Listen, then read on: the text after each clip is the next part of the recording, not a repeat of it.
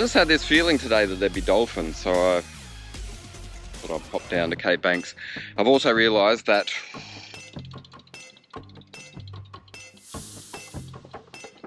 the review bike's going back soon. So I thought I'd better take a moment to sort of just try and go over every element of the bike.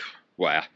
I'll just go over some of the elements of the bike and try and sort of sum up what I've learned while riding on a different bike with shorter cranks, a new group set, and really quite, actually very, very quiet shifting gears by SRAM.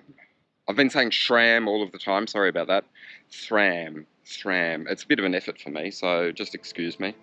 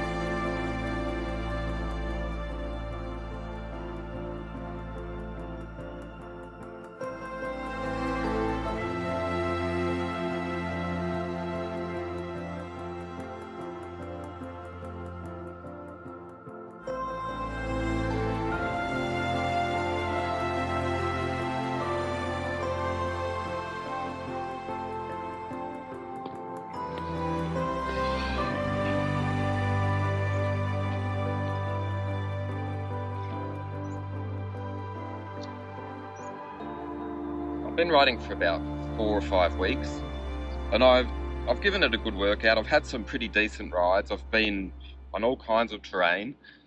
I've been up hills, I've been down hills, I've been in city, I've been in the country. I've gone exploring, and I've tried at times to go fast, but it allows that to happen very easily. So it is a race bike 100% through and through. It's like this is a thoroughbred, a go fast machine. Like it's built for speed, let's be clear, but I do a fair bit of tourism. I'm going out and I'm riding, and I'm enjoying being able to go fast with relative ease, and this bike allows that. There's a pretty average marketing campaign as far as I'm concerned based on the launch of the Lab71 concept, where there's a guy doing this sort of Steve Jobs-esque pose in a white studio talking about free speed, and I don't know, I don't even want to sort of watch it again. I saw it once and that was enough, and I just sort of cringed through it, and I did cringe through it because that was the eve of getting this bike to review, and I wanted to learn a little bit more about what it was all about.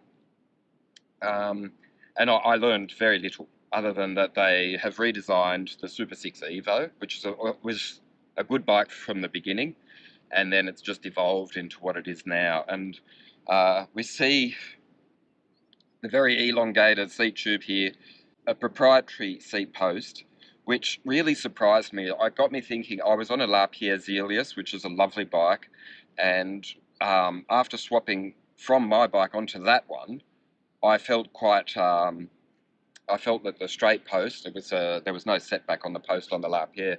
That quite brutalised me. So I put on a Canyon split system seat post that gave a little bit of give. That improved the Lapierre's comfort factor significantly. But what was weird is that I got onto this, and it's got this elongated post. There's no sense that it'll give any flex at all, but there was no discomfort. So I'm not saying it's more aero and it's lighter and it's more comfortable, but it was surprisingly comfortable given what I see of this carbon fibre here. I'm not going to say how much faster I went because of the aerodynamics, but I will say that I think that there is some aero benefits at play here. Let's keep it at that. I'm going to just try and go through the parts bit by bit. Number one, sorry about this. Like, it's just a test bike. It's a review bike. It's not my bike. It hasn't been cut to someone else's specific size, so it looks ugly, and I'm sorry about that. That's just how it is. The SuperSix Evo, as you see it, the one from 2023, comes with a proprietary handlebar and stem. It's meant to be integrated, but this is a review bike organised by SRAM so that I could sample the new Force AXS. So they wanted to put on some zip handlebars and a zip stem because that's part of the SRAM family. So that's a bit ugly. The lacing through the stem, as you see it here, I don't think is as attractive as it could be, and I don't think it's as attractive as it would be if you had the actual handlebar and stem configuration that's meant to go with this frame.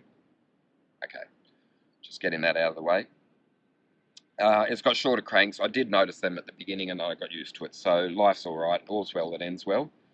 I found a really happy spot. I was, as you see the saddle set up here, it was great, but I did find that when I was sort of seeking that extra, like need to go give it a bit of stick, I found my sit bones coming forward quite a bit, and I love the power saddle from Specialized.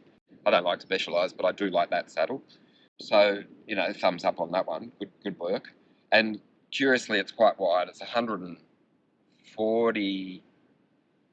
Anyway, it's quite wide, but it suits me. And I was told that they put this saddle on because it basically suits a lot of people, and I tend to agree with that. In an ideal situation, I would have had this bike built in the workshop and I would have documented that experience because that's how I like to do bike tests these days. But it came pre-packaged.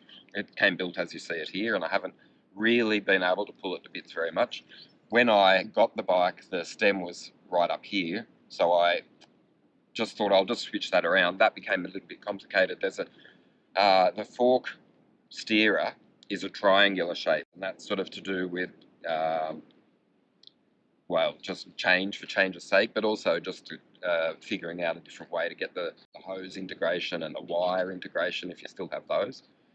And it was fidgety, complicated, and I didn't enjoy that experience of just what should have been a rudimentary, micro adjust or slight adjustment of the positioning. It was awkward, cumbersome, and anyway, I will say it's got a I can't remember. I think it's a T46 bottom bracket, and a key thing in bike designs, especially with carbon fibre and all the integration and the internal cabling and blah blah blah, wiring, hosing, is they can rattle, they can be noisy, they can squeak, the carbon can creak and carry on. This one, quiet as a mouse. I said on a ride recently, and I don't know if it made any sense when I was pedaling, but what I was saying was with the Shimano Ultegra that I had been using on the Lapierre Xelius, I found that it was a lot quieter when it was in the little chainring. And then I came to the conclusion that when you put it to big chainring, it made sense because you're putting the tension on the chain, and it's obvious that it would make more noise. With the SRAM Force AXS of 2023, the new iteration, I found that it was quieter in the big ring and actually surprisingly noisier in the little ring. Yes. At the moment, I've got it set up to use sequential shifting. I didn't think I would warm to that, but I did a nice long ride on the weekend, and I actually just didn't. I got used to it and I understood it, and then occasionally it caught me by surprise, like it did again this morning. I forgot that I'd had it set up that way, but I don't mind it. But I also don't mind making up my own mind of what gears I want to be in. So I'm not getting all my thoughts out, but I did just want to sit down and just consider the bike as a package and talk a little bit about it. And that's about it, really. Handlebars tell me it's time to ride. So I'll get back on the bike. And next time you see me, I'll be back on the Focus, I think. Maybe not the next time, but It's been a pleasure to ride this Cannondale SuperSix Evo. I love it. I think it looks great, and that's it. If you've got any questions, bang out in the comment, and I'll get back to you as soon as I can.